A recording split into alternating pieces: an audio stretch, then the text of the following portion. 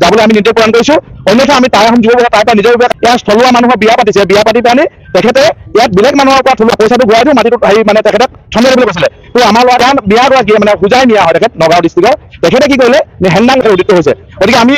আহ্বান জনাইছো যে অতি শীঘ্ৰে মিয়া হত্যা কৰিবলৈ আহ্বান জনাইছো অন্যথা কিন্তু আমি প্ৰত্যাক্ৰমণ কৰা হ'ব আমি তাৰ যুৱকসকলে নিজৰ উদ্যোগ আছে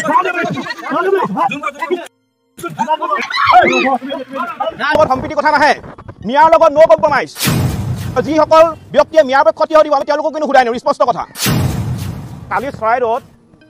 অলপমান মিয়াই আমাৰ খিলঞ্জীয়া যুৱকক মাৰিবৰ কাৰণে হাতত দা লৈ আহিছে আৰু মাৰিবলৈ খেদি আহিছে গতিকে এনেকৈ নহ'ব এইবিলাক আমি সহ্য নকৰোঁ আমিও কিন্তু প্ৰতিজন খিলঞ্জীয়া যুৱকে প্ৰতিজন খিলঞ্জীয়া মানুহে কিন্তু হাতত হাংদাং ল'বলৈ আমি বাধ্য হ'ম এতিয়া মিয়াৰ লগত সম্প্ৰীতি কথা নাহে মিয়াৰ লগত নো কম্প্ৰমাইজ মিয়াৰ লগত কোনো কাৰণতে সম্প্ৰীতি কথা নাহে মিয়াৰ লগত নো কম্প্ৰমাইজ আৰু যিসকল ব্যক্তিয়ে মিয়াৰ পক্ষত থিয় দিব আমি তেওঁলোকক কিন্তু ঘূৰাই নিওঁ স্পষ্ট কথা